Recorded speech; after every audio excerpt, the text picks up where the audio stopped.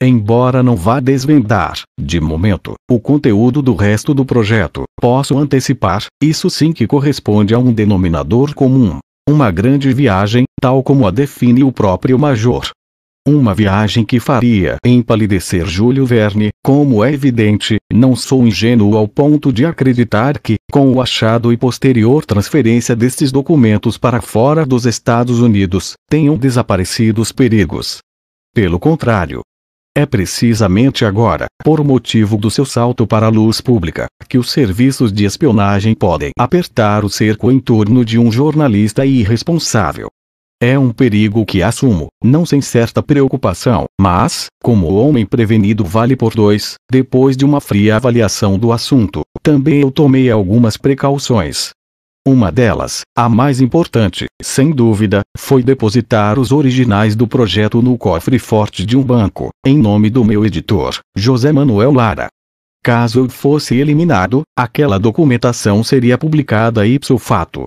Naturalmente, assim que pisei terra de Espanha, uma das minhas primeiras preocupações, antes de pôr a bom recato ambas as documentações originais, foi fotocopiar em duplicado as 500 folhas que tinha trazido de Washington. Para evitar, o mais possível o risco de desaparecimento do diário, uma das reproduções foi guardada, juntamente com os documentos oficiais que me foram entregues em 1976 pelo então general-chefe do Estado-Maior, Felipe Galarzao, noutro cofre forte, em nome de um velho e leal amigo, residente numa cidade costeira espanhola. Ao longo destes 2 anos, e depois de conhecer o testamento do Major, levei a cabo numerosas consultas, especialmente a cientistas e médicos, tentando esclarecer, pelo menos, a parte de ficção que ambas as viagens apresentam. Diga-se, em abono da verdade, que os primeiros se mostrarão céticos quanto à possibilidade de materialização de semelhante projeto. Apesar disso, e antes de passar ao diário propriamente dito, quero deixar assente que a minha obrigação como jornalista começa e acaba, precisamente, com a obtenção e difusão da notícia. Ser o leitor, e quem sabe se os homens do futuro, como aconteceu com Júlio Verne, quem dever retirar as suas próprias conclusões e conceder ou retirar a sua confiança a quanto encontre nas próximas páginas. Em todo caso, e com isto termino, se a grande viagem do Major foi apenas um sonho daquele homem estranho e atormentado, que Deus abençoe os sonhadores. Estas 300 folhas fazem parte de 12 investigações secretas da Força Aérea Espanhola sobre outros tantos casos de OVNIs na Espanha. Foram publicados no livro OVNIs, documentos oficiais do governo espanhol. O diário hoje, 7 de abril de 1977, ano da minha voluntária partida para a selva do Yucatán, uma vez conhecida a morte de meu irmão, e pelo 4º ano do nosso regresso da grande viagem, peço humildemente ao Todo-Poderoso que me conceda as forças e a vida necessárias para deixar escrito quanto sei e contemplei, pela infinita misericórdia de Deus, na Palestina. É meu desejo que este testemunho seja conhecido entre os homens de boa vontade, crentes ou não, que, como nós, caminham em busca da verdade. Sei há mais de um ano, como também o soube meu irmão na grande viagem, que a minha morte está próxima. Por isso, seguindo os seus reiterados pedidos e os sempre mais firmes impulsos da minha própria consciência, tratei de organizar as minhas notas, recordações e sensações. Espero que a pessoa ou pessoas que algum dia possam ter acesso a este humilde e sincero diário façam sua a minha vontade de permanecer, como meu irmão, no mais rigoroso anonimato. Não somos nós os protagonistas, mas sim ele. Não é fácil para mim resumir aqueles anos anteriores ao definitivo lançamento da grande viagem. E, ainda que nunca tenha sido minha intenção desvendar os programas e projetos confidenciais do meu país, aos quais tive acesso dada a minha condição de militar e membro ativo, até 1974, do Air, Office of Aerospace Research, entendo que antes de oferecer os frutos da nossa experiência em Israel devo falar dos seus antecedentes a quantos leiam este relatório de alguns fatos anteriores àquele histórico janeiro de 1973. Devo igualmente avisar que, dada a natureza da descoberta efetuada pelos nossos cientistas e as dramáticas consequências que poderiam derivar de uma utilização errada ou premeditadamente negativa da mesma, os meus esclarecimentos prévios só terão um caráter puramente descritivo. Como antes mencionei, não é o meio o que importa, neste caso, mas sim os resultados que gostosamente ouvemos por bem alcançar. Livro-me assim dos meus escrúpulos de consciência e confio em que algum dia, se a humanidade recuperar o sentido da justiça e dos valores do espírito, sejam os responsáveis desta sublime descoberta os que a deem a conhecer ao mundo na sua integridade. Foi na primavera de 1964 que, confidencialmente e por pura casualidade, me chegou aos ouvidos a existência de um ambicioso e revolucionário projeto, sob os auspícios da AFOSI e da AFORSUM, e na qual trabalhava, havia anos, uma numerosa equipe de peritos do Instituto de Tecnologia de Massachusetts. Eu tinha sido selecionado em outubro de 1963, com mais 13 pilotos da USAF, para um dos projetos da NASA. Na minha qualidade de médico e engenheiro em física nuclear, e dado que continuava a pertencer ao ar, encomendaram-me um trabalho específico de supervisor do chamado VIAL, ou Veículo para a Investigação da Aterragem Lunar. Nessa primavera de 1964, duas destas curiosas máquinas voadoras, com as quais se iniciaram os primeiros ensaios para as futuras alunagens do projeto Apollo, chegaram por fim ao local a que eu fora destinado.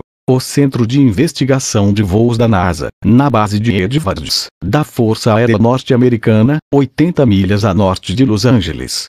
Naquela paisagem desolada, em pleno coração do deserto de Mojave, permaneci até aos últimos dias de 1964, em que se concluíram, com êxito, as provas preliminares de voo dos VIAL. Não preciso repetir que aquelas provas e outros projetos, em especial os da USAF, tinham sido qualificados como altamente secretos. A entrada no recinto da base e no das experiências, em especial, era limitado ao pessoal credenciado para o efeito.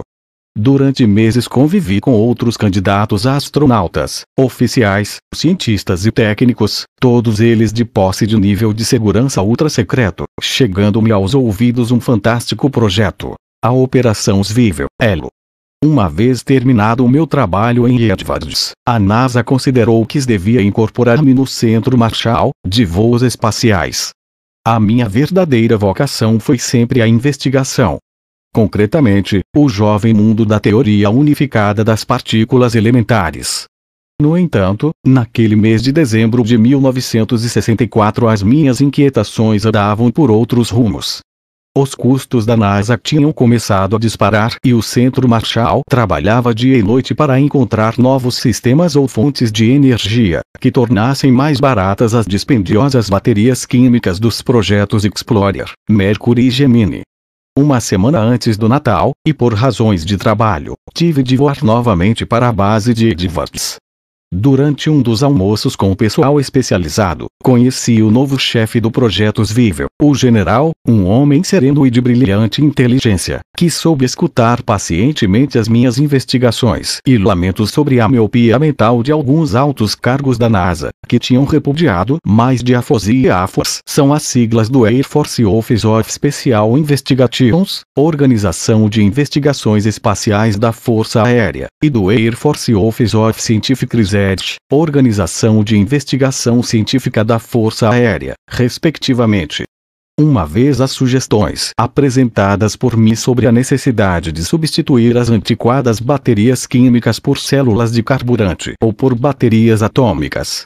O general pareceu interessar-se por alguns dos pormenores das pilhas atômicas e eu, reconheço-o, abusei, saturando-o com uma chuva de dados e de informação em torno das excelências do plutônio 238, do cúrio 244 e do promésio 147. Antes de se levantar da mesa, o general fez-me uma única pergunta: quer trabalhar comigo? Graças aos céus, a minha resposta foi um retumbante sim. Desta forma, em janeiro de 1965 saía definitivamente da NASA, para entrar no módulo de experiências da USAF, no Mojave. Eu tinha conhecido boa parte dos cientistas e militares que se empenhavam naquele fantástico projeto, durante a minha anterior etapa na base de Edwards. Isto facilitou as coisas e a minha definitiva integração na operação civil foi rápida e total. Nos primeiros meses, o meu papel, de acordo com os desejos do general que me contratara e a quem de agora em diante tratarei pelo falso nome de Curtis, fixou-se numa frenética investigação em volta de um sistema auxiliar de abastecimento de energia, mediante uma bateria atômica chamada SNAP-9, que são as siglas de Systems for Nuclear Auxiliary Powersu. Por esta data, o projeto fora já além das primeiras e obrigatórias fases da experimentação. Estas tinham realizado, sempre no mais férreo dos segredos, entre 1959 e 1963. Nunca soube, e também não me preocupei com isso excessivamente, qual ou quais tinham sido os promotores ou autores do sistema básico que permitira conceber tal aventura. Em algumas das minhas múltiplas conversas com o General Curtis, este insinuou que, ainda que na equipe inicial tivessem participado alguns dos cientistas veteranos do projeto Manhattan, que deu à luz a bomba atômica, a mudança de critérios em relação à natureza das indevidamente chamadas partículas elementares ou subatômicas vinha da Europa. Pelo que parecia, e através da CIA, a Força Aérea Norte-Americana tinha recebido, proveniente da Europa Ocidental, uma série de documentos em que se falava de uma brusca mudança de 180 graus na interpretação da física quântica. No essencial, já que não é minha intenção, aqui e neste momento, alongar-me excessivamente em questões puramente técnicas, aquele sistema básico que dera impulso à operação consistia na descoberta de uma entidade elementar, generalizada no cosmos, em que a ciência não reparara até aquele instante, e que foi e seria, no futuro, a pedra angular para uma melhor compreensão da formação da matéria e do próprio universo.